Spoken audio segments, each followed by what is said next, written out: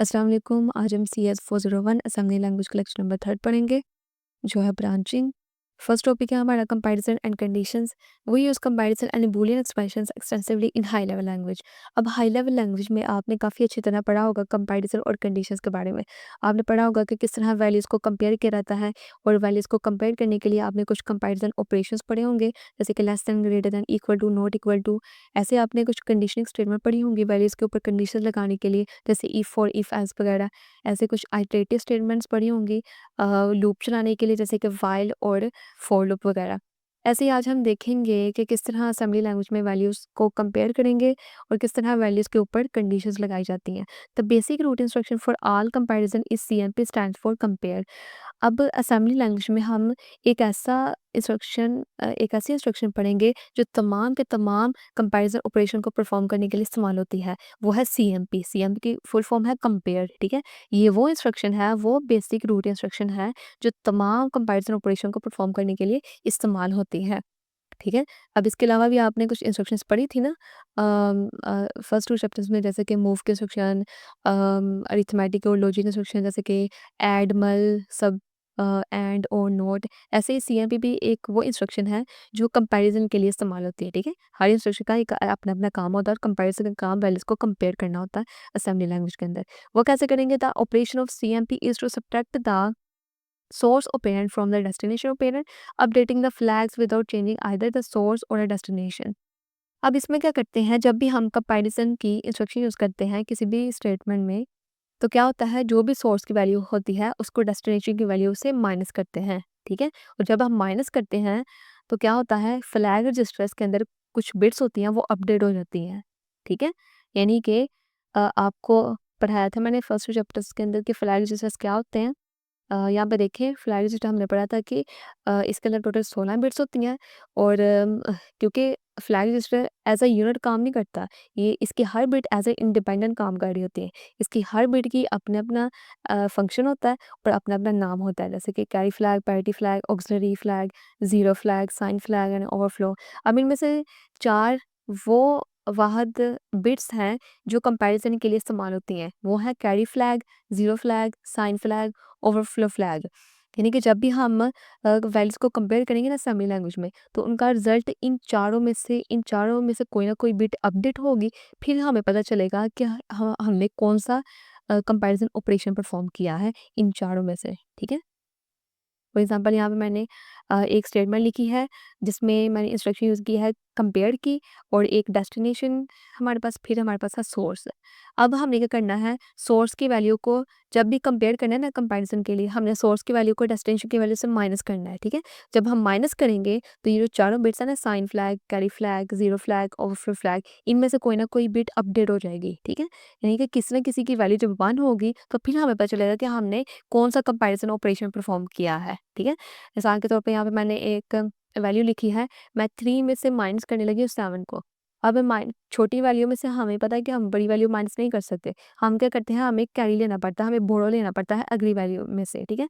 तो हम जब कैरी क्योंकि हमने कैरी लेना है, तो क्या होगा कि कैरी फ्लैग की वैल्यू 1 हो जाएगी, ठीक है। अब यहाँ पे देखिए, जब भी हम छोटी वैल्यू में से बड़ी वैल्यू को माइनस करते हैं तो हमें कैरी की ज़रूरत होती है। जब हम कैरी की ज़रूरत पड़ेगी तो यहाँ पे कैरी फ्लैग की वैल्यू 1 हो जाएगी, ठीक है। और जब कैरी फ्लैग की वैल्यू 1 हो जाएगी, फिर हमें पता चलेगा कि यहाँ पे कौन-सा कंपैरिज़न ऑपरेशन परफ़ॉर्म हुआ है लेस दैन का। यानी कि हम यहाँ पे फॉर एग्ज़ाम्पल यहाँ पे y की वैल्यू 7 है, x की वैल्यू 3 है। तो हम क्या करेंगे, 3 में से 7 को, यानी कि सोर्स को डेस्टिनेशन में से माइनस कर रहे हैं। तो अगर हम इसको हाई लेवल में देखें तो ये इस तरह बन रहा है, ठीक है। इफ 3 लेस देन 7, समझ आ गई। अब ये देखिए, जब हमने माइनस किया फिर हमें पता चला कि ये इसमें कौन सा कंपैरिजन हो रहा है लेस देन का। इसमें जो है वो यानी कि 3 और 7 को जब हम माइनस करते हैं तो क्या करना पड़ेगा, हमें कैरी हमें चाहिए। तो जब हम कैरी हमें चाहिए तो कैरी फ्लैग के अंदर जो वैल्यू है वो 1 हो जाएगी। तो जब कैरी फ्लैग की वैल्यू 1 होगी तो उसका मतलब है कि यहाँ पे लेस देन का ऑपरेशन जो है वो परफॉर्म हो रहा है। समझ आ गई। ऐसे ही अगर हमारे पास 2 वैल्यूज़ हैं, यहाँ पे 3, अगर नीचे भी 3 हो तो हम दोनों को माइनस करें तो हमारा 0 आंसर आएगा, ठीक है। यानी कि जब दोनों सेम वैल्यूज़ को माइनस करेंगे तो हमारा 0 आंसर आएगा, और 0 जो आंसर आएगा उसका मतलब है कि जो 0 फ्लैग है उसकी वैल्यू 1 हो जाएगी, सेट हो जाएगी, ठीक है? वैल्यू सेट का मतलब है कि वैल्यू 1 हो जाना, ठीक है? वैल्यू क्लियर का मतलब है वैल्यू 0 हो जाना, ठीक है? जब कोई ना कोई फ्लैग सेट होता है तो उसकी वैल्यू 1 हो जाती है। तो जब दोनों सेम वैल्यूज़ को हम माइनस करेंगे तो आंसर 0 आएगा, तो उसका मतलब है कि 0 फ्लैग जो है वो 1 हो जाएगा, ठीक है? आंसर 0 आएगा तो 0 फ्लैग जो है वो 1 हो जाएगा। तो इसका मतलब क्या है कि इनमें कौन-सा कंपैरिज़न ऑपरेशन परफ़ॉर्म हो रहा है? इक्वल का। यानी कि अगर यहाँ पे भी 3 है, यहाँ पे भी 3 है, डेस्टिनेशन में भी 3 है, सॉरी सोर्स में भी 3 है, डेस्टिनेशन में भी 3 है। जब सोर्स को डेस्टिनेशन में से माइनस करेंगे तो आंसर 0 आएगा। तो इसका मतलब है कि 0 फ्लैग अपडेट हो जाएगा, इसकी वैल्यू 1 हो जाएगी, सेट हो जाएगी, ठीक है? जब 0 फ्लैग की वैल्यू सेट हो जाएगी तो इसका मतलब है कि यहाँ पे इक्वल टू का ऑपरेशन परफ़ॉर्म हो रहा है। समझ आ गई? ऐसे ही अ हम अगर कोई भी फ्लैग अपडेट होता है तो हमें फिर पता चलता है कि कौन-सा कंपैरिज़न ऑपरेशन परफ़ॉर्म हो रहा है, ठीक है? अगर कैरी फ्लैग 1 होगा तो लेस देन का ऑपरेशन परफ़ॉर्म होगा, ठीक है? अगर 0 फ्लैग अपडेट होगा, 1 हो जाएगा तो उसका मतलब इक्वल टू का ऑपरेशन परफ़ॉर्म हो रहा है, ठीक है? उसके बाद देखिए यहाँ पे कुछ डिफरेंस है साइंड और अनसाइंड नंबर्स के अंदर। साइंड नंबर्स क्या होते हैं? इनकी सिर्फ़ मैग्नीट्यूड होती है, जबकि अनसाइंड नंबर्स की मैग्नीट्यूड और जो है वो मैग्नीट्यूड और साइन दोनों ही इम्पोर्टेंट होते हैं। अब साइंड नंबर कौन-से होते हैं? ऐसे नंबर्स जो जिनके साथ माइनस का साइन होता है, ठीक है? जैसे कि -3 और -2 हो गए। अनसाइंड नंबर्स भी आपको पता होगा कि जैसे कि जिनके साथ साइन नहीं होता, जैसे कि 3 2 जो है ये अनसाइंड नंबर्स हैं। अब अगर हम अनसाइंड और साइंड नंबर्स में कंपेयर करें तो क्या इनमें जो है वो फ़र्क है? अब अनसाइंड नंबर साइन नंबर जो है ये -2 और -3 साइन नंबर है। अगर हम इन दोनों में देखें तो -2 बड़ा है और -3 छोटा है। इसी तरह अगर हम अनसाइंड नंबर 2 और 3 को देखें तो इनमें से 2 छोटा है और 3 बड़ा है, ठीक है? यानी कि साइन नंबर में और साइन दोनों इम्पोर्टेंट होते हैं, जबकि अनसाइन में सिर्फ मैग्नीट्यूड इम्पोर्टेंट होता है। तो ये आपने थोड़ा-सा डिफरेंस देख लेना है। अब देखिए कंप्यूटर के अंदर साइन नंबर जो होते हैं वो टूज़ कॉम्प्लीमेंट की नोटेशन की फॉर्म में जो है वो रिप्रेजेंट किए जाते हैं। ये भी आपने याद रखना है। टूज़ कॉम्प्लीमेंट आपने CS 302 की बुक में पढ़ा होगा प्रीवियस लेक्चर में। अच्छा, अब यहाँ पे देखें, अब इस टेबल में हम वन बाय वन तमाम कंपैरिज़न के बारे में पढ़ेंगे। हम देखेंगे असेंबली लैंग्वेज के अंदर किस तरह वैल्यू जो कंपेयर होती हैं। अब यहाँ पे देखिए सबसे पहले ZF इक्वल 1। अब ZF का मतलब क्या है? Zero flag. Z मतलब ज़ीरो, F मतलब फ्लैग। अब अगर असेंबली लैंग्वेज में ज़ीरो फ्लैग 1 होता है, यानी कि ज़ीरो फ्लैग की वैल्यू सेट हो जाती है, तो क्या होता है कि डेस्टिनेशन और सोर्स दोनों इक्वल होते हैं। है ना? मैंने आपको ऊपर बताया था ना कि अगर दोनों वैल्यूज़ सेम होंगी और उनको अगर हम माइनस करते हैं तो आंसर 0 आता है। तो जब आंसर 0 आता है तो 0 फ्लैग रजिस्टर्ड की वैल्यू 1 हो जाती है, सेट हो जाती है, ठीक है? तो ये आपने याद रखना है कि जब 0 फ्लैग की वैल्यू 1 होगी तो कौन-सा कंपैरिज़न ऑपरेशन परफॉर्म होता है? इक्वल का, ठीक है? यानी कि डेस्टिनेशन और सोर्स दोनों वैल्यू जो है वो इक्वल है, ठीक है? ऐसे ही अगर कैरी फ्लैग की वैल्यू 1 होती है तो उसका मतलब है कि डेस्टिनेशन और सोर्स यानी कि अनसाइंड डेस्टिनेशन अनसाइंड सोर्स जो है अनसाइंड सोर्स बड़ा है, ग्रेटर है अनसाइंड डेस्टिनेशन से। यू का मतलब अनसाइंड है और DEST का मतलब डेस्टिनेशन। अब जैसे मैंने आपको ऊपर एग्जांपल दी थी, अगर छोटी वैल्यू में से बड़ी वैल्यू को जब हम माइनस करते हैं तो हमें बोरो लेना पड़ता है, ठीक है? जब हमें कैरी लेना पड़ता है तो कैरी फ्लैग 1 हो रहता है, सेट हो रहता है, ठीक है? और जब कैरी फ्लैग सेट हो जाएगा, 1 हो जाएगा, तो उसका मतलब क्या है कि हमारी डेस्टिनेशन की वैल्यू छोटी है और सोर्स की वैल्यू बड़ी है। तो कौन-सा कंपैरिज़न ऑपरेटर परफॉर्म होगा? लेस दैन का। समझ आ गई? अब यहाँ पे देखिए, अगर ज़ीरो फ्लैग 1 हो या फिर और का मतलब होता है कि दोनों में से कोई ना कोई एक ट्रू होना है। या फिर कैरी फ्लैग 1 हो, यानी कि या तो फिर हमारा अ, या फिर अगर दोनों ही सेट हों, यानी कि ज़ीरो फ्लैग भी 1 हो और कैरी फ्लैग भी 1 हो, तो क्या होता है, डेस्टिनेशन की वैल्यू लेस देन या इक्वल होती है सोर्स की वैल्यू से। यानी कि अगर ज़ीरो फ्लैग 1 होगा तो हमें पता है कि जब ज़ीरो फ्लैग 1 होता है तो दोनों वैल्यू सेम होती हैं, ठीक है? जब दोनों वैल्यू सेम होती हैं तो ज़ीरो आंसर आता है ना, तो जब ज़ीरो आंसर आता है तो कैरी फ्लैग जो होता है वो अपडेट होके 1 हो जाता है, सेट हो जाता है, ठीक है? और कैरी फ्लैग 1 कब आता है? जब डेस्टिनेशन की वैल्यू छोटी होती है और सोर्स की वैल्यू बड़ी होती है, ठीक है? अब इसका मतलब क्या है कि यहाँ पे कौन-सा कंपैरिज़न ऑपरेशन परफॉर्म हो रहा है, लेस देन और इक्वल का, ठीक है? ज़ीरो फ्लैग कब होगा कि यहाँ तो डेस्टिनेशन सोर्स की वैल्यू दोनों इक्वल हैं, ठीक है? तब ज़ीरो फ्लैग 1 होगा। कैरी फ्लैग कब 1 होगा जब डे सोर्स की वैल्यू बड़ी है डेस्टिनेशन की वैल्यू से, ठीक है? जैसे मैंने ऊपर आपको एग्ज़ाम्पल बताई है। अब यहाँ पे देखिए, जब कैरी फ्लैग 0 होता है, तो इसका मतलब क्या है कि हमें जो है वो अ, किसी भी बोड़ो की ज़रूरत नहीं है। यानी कि जब सोर्स की वैल्यू बड़ी होगी और जब सोर्स की वैल्यू छोटी होगी, डेस्टिनेशन की वैल्यू बड़ी होगी, यानी कि जब हम बड़ी वैल्यू में से छोटी वैल्यू को माइनस करते हैं, तो हमें कैरी लेने की ज़रूरत नहीं पड़ती, ठीक है? और जब हमें कैरी लेने की ज़रूरत नहीं पड़ेगी, तो कैरी फ्लैग जो है वो 0 ही रहेगा, वो अपडेट होके सेट नहीं हो यानी कि वो सेट नहीं होगा, वो 1 नहीं होगा, ठीक है? जब हम बड़ी वैल्यू में से छोटी वैल्यू को माइनस करते हैं, तो हमें कैरी की ज़रूरत नहीं होती। जब हमें कैरी की ज़रूरत नहीं पड़ती, तो कैरी फ्लैग अपडेट नहीं होता, वो उसकी वैल्यू 0 ही रहती है। जब कैरी फ्लैग अपडेट नहीं होगा, 0 रहेगा, तो उसका मतलब क्या है कि डेस्टिनेशन की वैल्यू बड़ी है और सोर्स की छोटी है, इसलिए हम बड़ी वैल्यू में से छोटी को निकाल रहे हैं, ठीक है? जब 1 होता है तो इसका मतलब कि डेस्टिनेशन की वैल्यू छोटी होती है सोर्स की वैल्यू से। तो जब कैरी फ्लैग 0 होगा तो इसका मतलब ग्रेटर दैन और इक्वल टू का कंपैरिजन ऑपरेटर परफॉर्म यूज़ हो रहा है। अब यहाँ पे देखिए, अगर ज़ीरो फ्लैग 0 है, यानी कि दोनों सेट नहीं हुए, दोनों की वैल्यू 0 है और कैरी फ्लैग भी 0 है, ठीक है? ज़ीरो फ्लैग भी 0, कैरी फ्लैग भी 0 है। इसका मतलब क्या? सबसे पहले हम ये देखते हैं कि ज़ीरो फ्लैग 0 कब होता है? जब दोनों वैल्यू सेम होती हैं। जब दोनों वैल्यू सेम होती है, जब उनको माइनस करते हैं तो आंसर 0 आता है, ठीक है? और जब आंसर 0 आता है तो हमारे पास ज़ीरो फ्लैग अपडेट होके 1 हो जाता है। लेकिन 0 कब होता है? जब वो दोनों वैल्यू सेम ना हो, ठीक है? जब दोनों वैल्यू सेम होंगी तो ज़ीरो फ्लैग अपडेट हो जाएगा, 1 हो जाएगा। जब दोनों फ्लैग सेम नहीं होंगी तो ज़ीरो फ्लैग 0 ही रहेगा, अपडेट नहीं होगा। अब कैरी फ्लैग कब 0 होता है? जब हमें किसी कैरी की ज़रूरत ना हो, यानी कि अगर हम बड़ी वैल्यू में से छोटी को निकाल रहे हैं, तो हमें कैरी की ज़रूरत नहीं पड़ेगी, ठीक है? और जब कैरी की ज़रूरत नहीं पड़ेगी तो कैरी फ्लैग 0 ही रहेगा, ठीक है? तो अगर जब हम कैरी की ज़रूरत पड़ती है तब कैरी फ्लैग अपडेट होके 1 हो जाता है, ठीक है? अब इस केस में जब ज़ीरो फ्लैग भी 0 है, कैरी फ्लैग भी 0 है, यानी कि आंसर हमारा 0 भी नहीं आ रहा, हमें कैरी की भी ज़रूरत नहीं पड़ रही। तो इसका मतलब क्या है कि डेस्टिनेशन की वैल्यू बड़ी है सोर्स की वैल्यू से, ठीक है? यानी कि दोनों वैल्यूज़ इक्वल भी नहीं है, ना ही हमें कैरी की ज़रूरत पड़ रही है, क्योंकि डेस्टिनेशन की वैल्यू बड़ी है जिसमें से हमने सोर्स की वैल्यू को निकालना है, ठीक है? तो इसका मतलब यहाँ पे हम ग्रेटर दैन का ऑपरेशन जो है परफॉर्म करेंगे, ठीक है? असेंबली लैंग्वेज के अंदर। अब यहाँ पे देखें, अगर साइन फ्लैग इक्वल नहीं है ओवरफ्लो फ्लैग से, तो डेस्टिनेशन की वैल्यू छोटी होगी सोर्स फ्लैग से। तो यहाँ पे लेस देन का ऑपरेशन परफॉर्म होगा, ठीक है? ये आपने भी पढ़ लेना।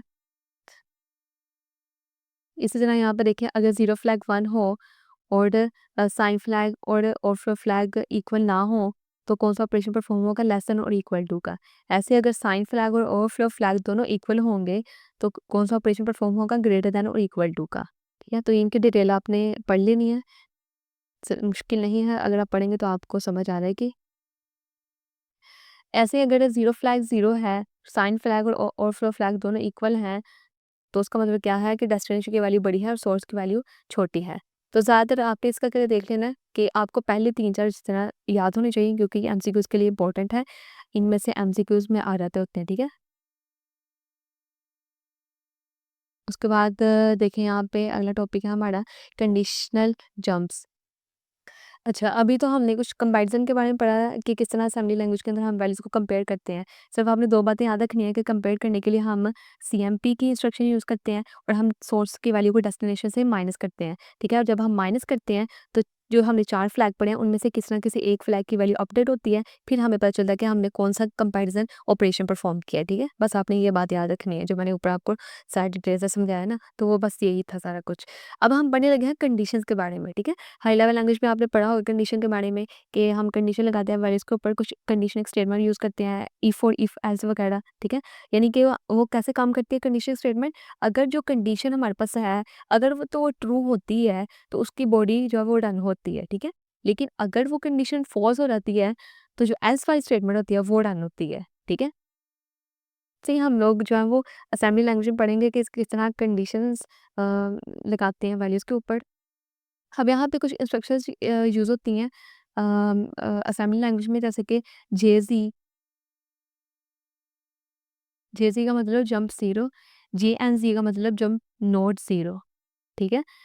जेज़ी की फुल फॉर्म है jump zero, JNZ jump not zero. ऐसे ही कुछ यहाँ पे इंस्ट्रक्शन है JE jump equal, JNE jump not equal, JC jump carry, JNC jump not carry. इसी तरह JB jump below, JNAE jump not above and below. A का मतलब अबव, ई का मतलब equal, jump not above and equal. इसी तरह JNB jump not below, JAE jump above and equal. यानी कि इन इंस्ट्रक्शंस को हम यूज़ करेंगे कंडीशंस के लिए, ठीक है? कंडीशन लगाने के लिए वैल्यूज़ के ऊपर हम इनको यूज़ करेंगे। जैसे कि जेसी का मतलब है जंप इफ ज़ीरो, ठीक है? जेएनज़ी जंप इफ नॉट ज़ीरो।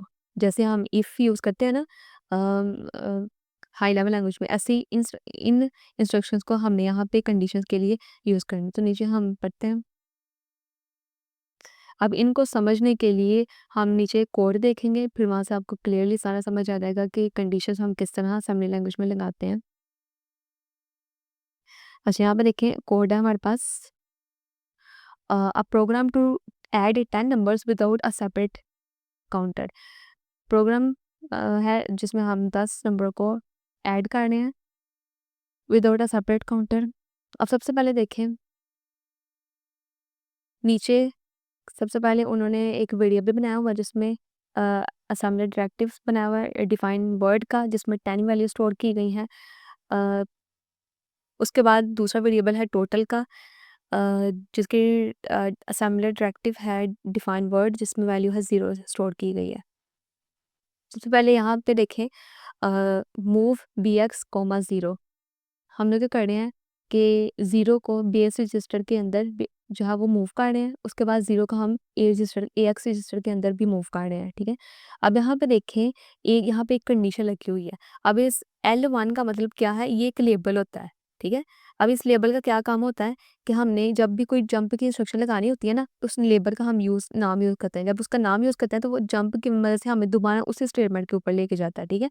तो लेबल का यही काम होता है कि जब हमने किसी भी अ स्टेटमेंट के ऊपर जाना है, तो हम जंप की मदद से उस लेबल का नाम लिखें और हम फ़ौरन ही उसी स्टेटमेंट के ऊपर चले जाएँगे।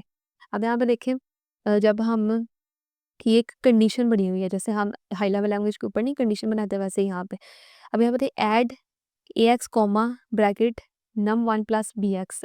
अब बी एक्स की वैल्यू क्या थी? 0, 0 को हम प्लस करें नंबर 1, नंबर 1 की पहली वैल्यू क्या है? 10। 0 का मतलब क्या है कि पहली वैल्यू, ठीक है? पहली वैल्यू हमारे पास क्या है? 10। इस 10 के एड्रेस को हम ब्रैकेट ब्रैकेट का मतलब क्या होता है? एड्रेस को ऐड करना। एड्रेस को ऐड करेंगे एक्स रजिस्टर के अंदर।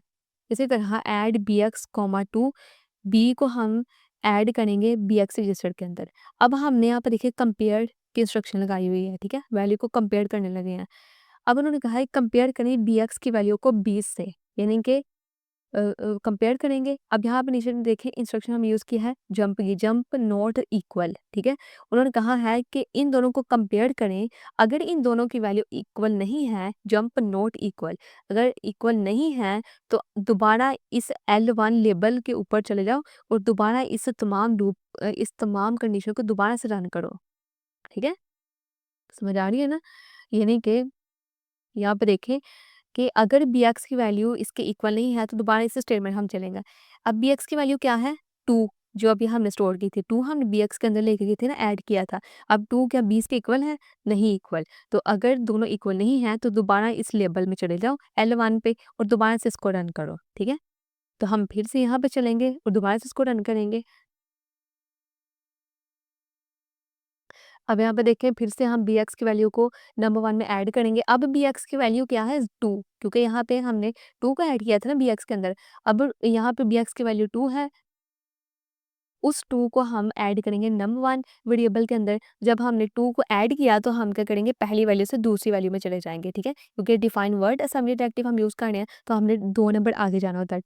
2 बाय हमने आगे जाना होता है, ठीक है? फिर हम अगर 2 ऐड करते जाएँगे तो हम अगली वैल्यू में चलते जाएँगे यहाँ इसके, ठीक है? इस वेरिएबल में। जब हमने 2 ऐड किया तो हम 10 से 20 में चले गए। अब इस 20 की वैल्यू हमने ax के अंदर ऐड करनी है। उसके बाद देखें, फिर से हमने 2 को bx के अंदर ऐड किया। अब इस bx की वैल्यू क्या हो गई? 4 हो गई। पहले 2 थी, अब फिर से हमने 2 इसको इसके अंदर ऐड किया, अब 4 हो गई वैल्यू। अब कंपेयर करें, क्या 4 की वैल्यू 20 के इक्वल है? नहीं। तो उन्होंने कहा है कि अगर इक्वल नहीं है, नॉट इक्वल है, तो उसको जंप करो दोबारा से L1 लेबल के ऊपर, ठीक है? अभी भी 4 20 के इक्वल नहीं है, फिर दोबारा यहाँ आ जाएँगे।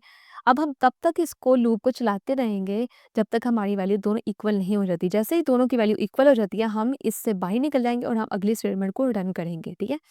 अब ऐड करते जाएँगे। अब फॉर एग्ज़ाम्पल, अब यहाँ पे हमारी वैल्यू फिर से जब 4 हो गई थी ना, 4 अब इसमें ऐड हो जाएगा, फिर यहाँ 2 इसमें फिर ऐड हो जाएगा, 6 हो जाएगा, फिर 6 की वैल्यू इसमें ऐड करेंगे, फिर 8 हो जाएगी, 8 की वैल्यू हम ऐड करेंगे, फिर 10, फिर 12, फिर 14, फिर 16, फिर 18।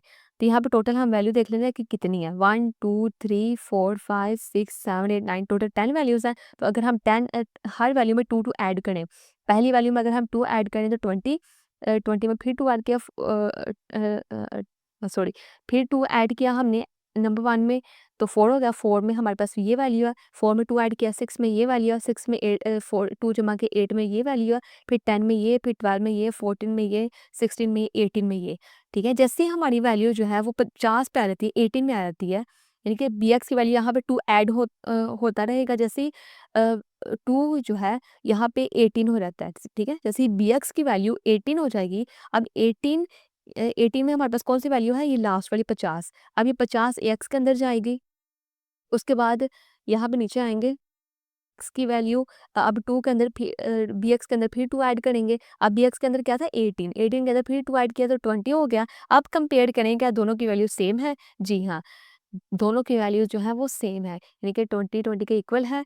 तो अब उन्होंने कहा था अगर इक्वल नहीं है ना, अगर जंप नोट इक्वल है, अगर इक्वल नहीं है तो फिर आप इसको जंप करके इस लेबल के ऊपर ले जाएँ, फिर इसको रन करें। जैसे ही दोनों इक्वल हो गई, कंडीशन फॉल्स हो गई, दोनों वैल्यूज़ इक्वल आ गई, अब हम अगली स्टेटमेंट चलेंगे। अगली स्टेटमेंट में जाएँगे और यहाँ ax की वैल्यू को इस टोटल के अंदर स्टोर कर देंगे। टोटल हमारे पास ये था वेरिएबल, इसके अंदर पहली वैल्यू 0 थी। अब हमने जब ax की वैल्यू इसके अंदर स्टोर की, ax की वैल्यू क्या आ गई हमारे पास? अब यहाँ पे x की वैल्यू क्या आ गई थी हमारे पास? 50, ठीक है? 50 थी वैल्यू, 50 को हमने इसके अंदर स्टोर कर दिया, यानी कि टोटल हमने वेरिएबल के अंदर हमारी 10 ही वैल्यूज़ थी ना, तो 10 वैल्यूज़ को जब हमने सबको प्लस किया तो हमारे पास जो है वो ax की वैल्यू लास्ट में हमने इसके अंदर ऐड कर दी, तो ये हमारी टोटल वैल्यू हो गई। उसके बाद प्रोग्राम जो टर्मिनेट हो गया। ऐसे सिंपल क्या देखना आपने कि यहाँ पे हमने उन्होंने क्या बताया हुआ है, बाकी बेसिक कोड आप पहले पढ़ चुके हैं, हमने फर्स्ट लेक्चर के अंदर यही सारा कुछ पढ़ा था। यहाँ पे उन्होंने क्या ऐड किया है, कंपेयर के इंस्ट्रक्शन और जंप जंप के इंस्ट्रक्शन, ठीक है? कंपेयर के इंस्ट्रक्शन कंपेयर के लिए इस्तेमाल होती है, जंप के इंस्ट्रक्शन लूप चलाने के लिए इस्तेमाल होते हैं, कंडीशन लगाने के लिए, ठीक है? जब तक जंप की कंडीशन ट्रू नहीं होती, हम इसकी बॉडी को रन करते जाएँगे, ठीक है? एग्ज़ीक्यूट करते जाएँगे। अब आगे चलते हैं। आई होप सो कि समझ आया होगा आपको। अच्छा, अभी तो हमने पढ़ा था कंडीशंस की स्टेटमेंट, ठीक है? अब हम पढ़ने लगे हैं अनकंडीशनल स्टेटमेंट। कंडीशनल में क्या होता है कि जब तक वो स्टेटमेंट ट्रू नहीं हो जाती, हमने क्या करना है, उसकी बॉडी को एग्ज़ीक्यूट करते रहना है, करते रहना है। जैसे ही वो फ़ॉल्स होती है तो हम उस लूप से बाहर जाते हैं और आगे ऑनवर्ड सीक्वेंस के मुताबिक हम हर स्टेटमेंट को एग्ज़ीक्यूट करते हैं, ठीक है? जबकि अनकंडीशनल स्टेटमेंट में क्या होता है कि हमने ये नहीं देखना होता कि जब तक वैल्यू ट्रू नहीं होती है हमने उसकी बॉडी को एग्जीक्यूट करते रहना है। अनकंडीशनल में ये होता है कि हम जंप की इंस्ट्रक्शन यूज़ करते हैं और उस इंस्ट्रक्शन से हम पूरे कोड में अपने पूरे प्रोग्राम में कहीं भी जा सकते हैं, ठीक है? तो अनकंडीशनल में ये होता है, यहाँ पे हमें कोई हमें जस्ट उन्होंने कुछ वैल्यू दी होती है और वो कहता है कि जंप करके उस वैल्यू में डायरेक्टली चले जाओ और उसकी बॉडी को जो है उसके आगे स्टेटमेंट को सारा एग्जीक्यूट करो, ठीक है? तो वो हम आगे पढ़ेंगे एग्जाम्पल से, फिर आपको समझ आएगा। यानी कि हम इसकी मदद से हम डेटा को पूरे कोड में किसी कहीं भी जगह हम डिफाइन कर सकते हैं। अब यहाँ पे देखें, यहाँ पे उन्होंने यूज़ किया होगा, ये देखें। यूजुअली तो हमने पढ़ा था कि हम हमेशा जो वेरिएबल यहाँ पे डिक्लेयर करते हैं, जो भी हम असेंबली डायरेक्टिव यूज़ करते हैं, उनके अंदर जो वैल्यू स्टोर करते हैं, वो हम प्रोग्राम के लास्ट में करते हैं, ठीक है? अब यहाँ पे हमने पहले क्यों किया? अब इसका मतलब ये नहीं कि पहले ही असेंबलर इसको रन करेगा, नहीं, क्योंकि यहाँ पे हमने जंप लगाया हुआ है। अब जंप का मतलब क्या है कि जहाँ पे स्टार्ट का लेबल आ जाएगा ना, लेबल का मतलब पता है ना, जो मैंने आपको ऊपर बताया था। जहाँ पे भी लेबल आ जाएगा ना, जहाँ यानी कि हमने जंप करना है, उस जगह में जाना है। उन्होंने कहा है कि जंप करो स्टार्ट में, जहाँ पे स्टार्ट का लेबल है वहाँ पे जंप करो सबसे पहले। तो यहाँ पे स्टार्ट है, तो हमने यहाँ से असेंबलर यहाँ से प्रोग्राम को एग्ज़ीक्यूट करना शुरू करेगा, ठीक है? यानी कि सबसे एंड पे वो इसको एग्ज़ीक्यूट करेगा इन वैल्यूज़ को। जंप का मतलब कि हमने उस लेबल में चले जाना है, समझ आ गई? इसी तरह हम ये एक अनकंडीशनल जंप है, ठीक है? ये एक अनकंडीशनल जंप है, इसकी मदद से हम बॉडी के अंदर, हम प्रोग्राम के अंदर कहीं भी जंप कर सकते हैं, कहीं अ, समझ आ गई? जंप्स, तो यहाँ पे जो जंप यूज़ हो रहा है, ये एक अनकंडीशनल है। जो ऊपर वाले प्रोग्राम में हमने पढ़ा था, वो एक कंडीशनल जंप था। वहाँ पे हमारे पास एक स्टेटमेंट थी जिसको हमने ट्रू करना था, ठीक है? और जब तक हमने ट्रू नहीं था किया, तब तक हम उससे बाहर नहीं थे गए। हम तब तक उसको ही रन करते गए थे। तो ये डिफरेंस होता है अनकंडीशनल और कंडीशनल जंप में।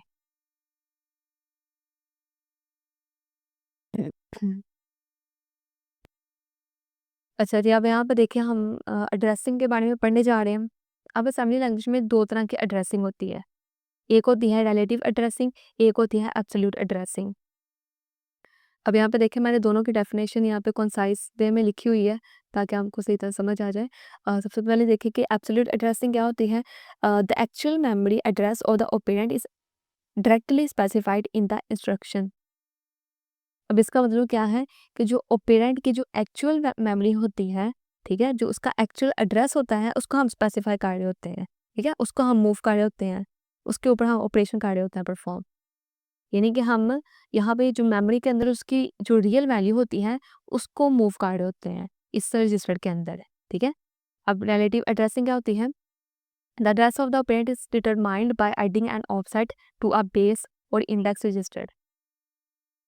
अब ऑपरेंड का आपको पता होना चाहिए कि ये जो सोर्स वैल्यू जो भी हमारे पास होती है ना, कांस्टेंट वैल्यू यहाँ पे जो भी दी होती है सोर्स की वैल्यू, वो हमारी क्या होती है? ऑपरेंड होती है, ठीक है? तो उस वैल्यू को हम ऑपरेंड कहते हैं।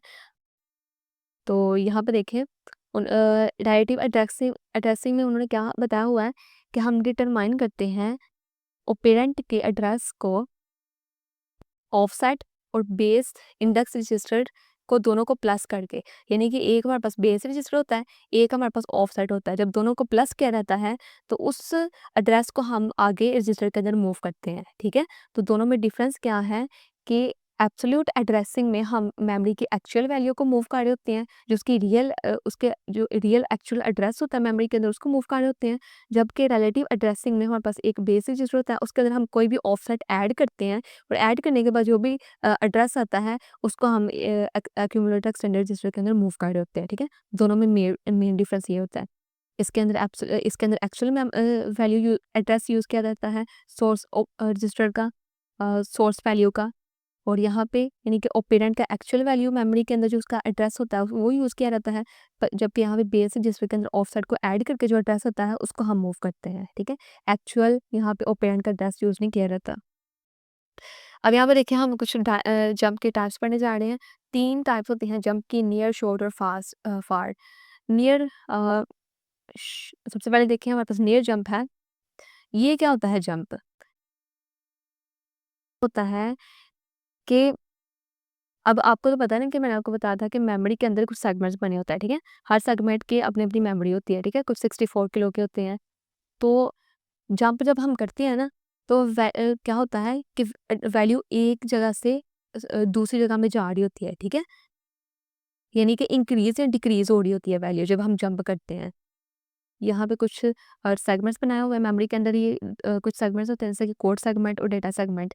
अब नियर जंप का क्या मतलब है कि जब हम नियर जंप को एग्ज़ीक्यूट करते हैं ना असेंबलर के अंदर, तो वो एक ही सेगमेंट के अंदर उसको मूव कर रहा होता है, ठीक है? फॉर एग्ज़ाम्पल अगर यहाँ पे हमारे पास इनिशियल एड्रेस है, ये हमारे पास फाइनल है, टोटल मिला के एक सेगमेंट बन रहा है।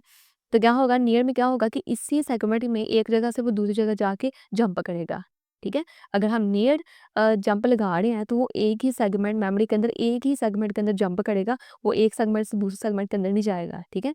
तो ये होता है नियर जंप। यानी कि we can jump anywhere within a segment, सिर्फ एक ही सेगमेंट में कहीं भी हम जंप कर सकते हैं। ये नियर जंप का काम होता है। शॉर्ट जंप क्या होता है? अब शॉर्ट जंप जो है ये 127 बाइट्स और -127 बाइट्स के फॉरवर्ड या बैकवर्ड जो है वो जंप करता है। इसका मतलब क्या है कि ये सेगमेंट के अंदर जो है वो ये चाहे एक सेगमेंट या फिर अगले सेगमेंट में सिर्फ इतनी इसकी लिमिट होती है कि इतने लिमिट वो आगे या पीछे मूव कर सकते हैं, इतने बाइट्स की लिमिट होती है, ठीक है? शॉर्ट जंप की क्या लिमिट है कि या तो वो 127 बाइट आगे जा सकता है अपने सेगमेंट के अंदर, या तो वो 128 बाइट्स बैकवर्ड मूव करता है, ठीक है? A short jump can go +127 bytes ahead in code and -128 bytes backward and no more। यानी कि इससे आगे पीछे नहीं जा सकता वो जंप, ठीक है? या तो वो सेगमेंट के अंदर 127 जो है वो अहेड यानी कि आगे मूव कर सकता है, या वो -127 यानी कि वो बैकवर्ड मूव कर सकता है। इससे आगे पीछे उसकी लिमिट नहीं होती जंप करने की। सिर्फ इनके दरमियान ही इसकी लिमिट होती है जंप करने की। पार्ट जंप क्या होता है? इसको हम सेगमेंट जंप भी कहते हैं। इंटर सेगमेंट कहते हैं कि एक सेगमेंट से दूसरे सेगमेंट में जाके मूव करना, ठीक है? अब शॉर्ट सेगमेंट क्या था कि हम एक ही सेगमेंट के अंदर शॉर्ट जंप क्या था, एक ही सेगमेंट के अंदर जंप को मूव करते हैं, जबकि अब यहाँ पे देखें नियर जंप का क्या काम था कि हमने एक ही सेगमेंट के अंदर जंप को मूव करना होता है। जंप लगाना होता है, जबकि शॉर्ट सेगमेंट में उस उन्होंने लिमिट बताई होती है, या तो इतने बाइट वो आगे जंप कर सकते हैं या फिर इतने बाइट वो पीछे जंप कर सकते हैं। इससे आगे पीछे वो जंप नहीं हो सकता। फार सेगमेंट में क्या है कि हम एक सेगमेंट से दूसरे सेगमेंट में भी जंप कर सकते हैं, ठीक है? जैसे कि अगर हमारे पास ये कोर सेगमेंट है, ये हमारा पास डेटा सेगमेंट है, तो अगर हम फार जंप यूज़ करेंगे प्रोग्राम के अंदर, तो क्या होगा वो वैल्यू को एक सेगमेंट से दूसरे सेगमेंट के अंदर भी जंप कर सकता है, ठीक है? एक सेगमेंट से दूसरे सेगमेंट के अंदर भी वैल्यू कंट्रोल को लेके जा सकता है। तो ये फ़ायदा होता है फार जंप का। अब हम कुछ सॉर्टिंग की एग्ज़ाम्पल पढ़ने लगे हैं कि वैल्यू को किस तरह सॉर्ट किया जाता है। यानी कि सॉर्टिंग 2 तरह से हो सकती है, या तो असेंडिंग या फिर डिसेंडिंग। असेंडिंग में छोटे से बड़ी, डिसेंडिंग में बड़ी से छोटी सॉर्टिंग हो सकती है। अब उसके लिए हम एक कोड पढ़ने जा रहे हैं सॉर्टिंग के लिए। अब यहाँ पे देखिए हम 10 नंबर्स को सॉर्ट करने जा रहे हैं बबल सॉर्ट की मदद से। अब इस कोड में उन्होंने सारा कुछ वही बताया हो जो हमने इस चैप्टर में पढ़ा है। यानी कि हमने क्या-क्या पढ़ा है, हमने कुछ कंपैरिज़न के बारे में पढ़ा है, कुछ हमने कंडीशंस के बारे में पढ़ा है, ठीक है? कंपैरिज़न के लिए हम सीएमपी इंस्ट्रक्शन यूज़ करते हैं और कंडीशन के लिए हम जंप यूज़ करते हैं, ठीक है? और जंप की हमने मुख्तलिफ टाइप्स पढ़ी थी, शॉर्ट, नियर, फार, तो वही सारा हम इसमें यूज़ करेंगे। अब यहाँ पे हमने 10 वैल्यूज़ है, हमें यहाँ पे डेटा वेरिएबल के अंदर 10 वैल्यूज़ दी गई हैं, जिसका असेंबली डायरेक्टर डिफाइन वर्ड है, यानी कि हर एक की जो स्टोरेज है वो 2 बाइट की है, 2 बाइट सेल के अंदर हर वैल्यू स्टोर की गई है। टोटल 10 वैल्यूज़ है हमारे पास। दूसरा हमारे पास स्वैप का हमने एक वेरिएबल बनाया हुआ है जिसके असेंबली डायरेक्टर डिफाइंड बाइट है, जिसके अंदर 0 वैल्यू हमने स्टोर की हुई है। अच्छा जी। अब इस कोड में हम लोग क्या करने जा रहे हैं, वैल्यूज़ को सॉर्ट करने जा रहे हैं। सबसे पहले देखिए हम स्टार्ट करेंगे। अब यहाँ पे देखिए पहले उन्होंने जंप लगाया हुआ है कि जब असेंबलर इसको रन करेगा ना, सबसे पहले इस स्टार्ट में जाएगा, यानी कि इसको एग्ज़ीक्यूट करेगा। उसने इसको एग्ज़ीक्यूट करने के बाद जहाँ पे स्टार्ट का लेबल होगा वहाँ जाएगा और वहाँ से प्रोग्राम को एग्ज़ीक्यूट करना शुरू करेगा, ठीक है? तो सबसे पहले हम स्टार्ट से शुरू करेंगे। अब यहाँ पे देखिए 0, यहाँ पे 0 वैल्यू हम बेस रजिस्टर के अंदर जो है वो मूव कर रहे हैं। उसके बाद देखें 0 वैल्यू को हम स्वैप रजिस्टर, अब ये भी एक रजिस्टर होता है स्वैप, जिसके साथ हम ये भी बताते हैं कि कितने स्टोरेज का होता है, कितनी मेमोरी का होता है, तो ये बाइट का होता है, ठीक है। साथ हम बता रहे थे कि 1 बाइट का होता है ये।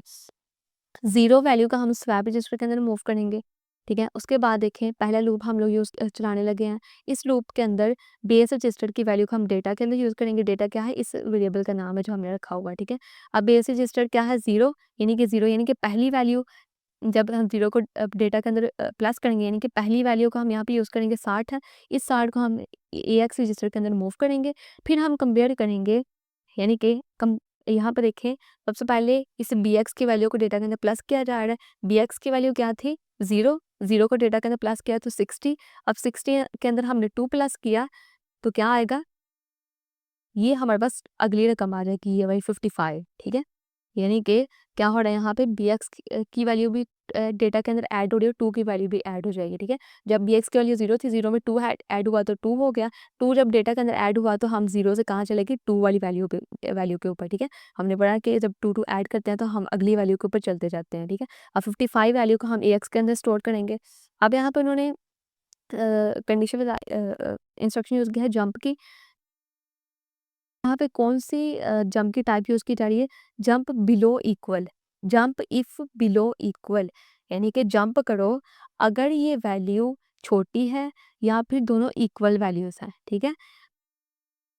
सॉरी, यहाँ पे हम कंपेयर कर रहे हैं, वैल्यू को मूव नहीं कर रहे, ठीक है। यानी कि एक्स की वैल्यू क्या थी? हमारे पास 60 थी और यहाँ पे वैल्यू हमारे पास क्या आई थी? 55, ठीक है। जब इनको हमने ऐड किया तो हमारे पास 55 वैल्यू आई। अब हमने कंपेयर करना है 60 को 55 से।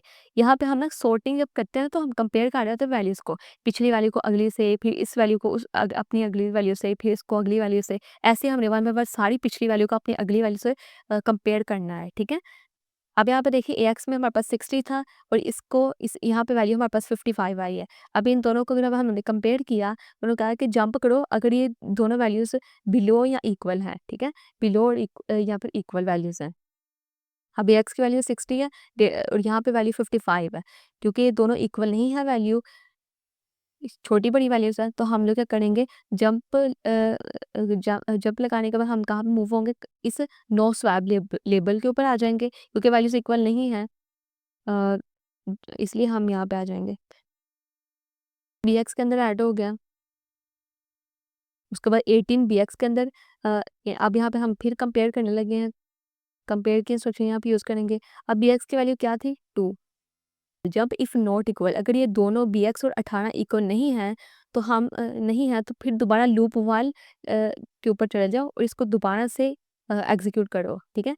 अब यहाँ पे देखिए और दोनों इक्वल नहीं है तो दोबारा हम लूप 1 में चले जाएँगे। लूप 1 में जाने के बाद फिर से BX की वैल्यू इस डेटा के अंदर ऐड करेंगे। अब यहाँ पे देखिए BX की वैल्यू हमने फिर से ऐड की थी तो 2 हो गई थी। अब 2 जब इस डेटा के अंदर मूव किया हमने तो क्या हो गई? यानी कि 2 वाली कहाँ, ये 55 है, 55 AX में आ जाएगा।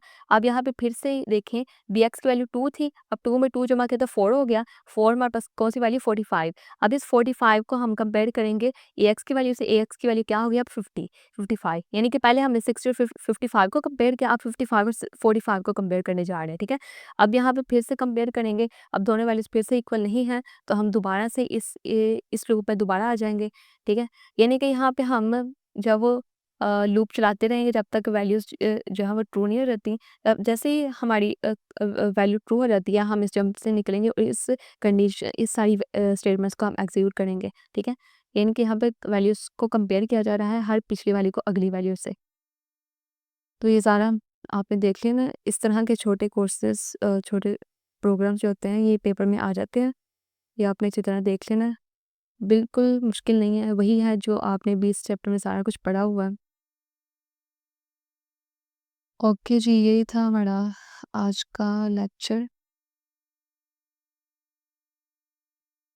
अगर आपको इस लेक्चर की समझ आई हो तो काइंडली मेरे चैनल को सब्सक्राइब कीजिएगा और लाइक कीजिएगा। Thank you so much for watching this video. अल्लाह हाफ़िज़।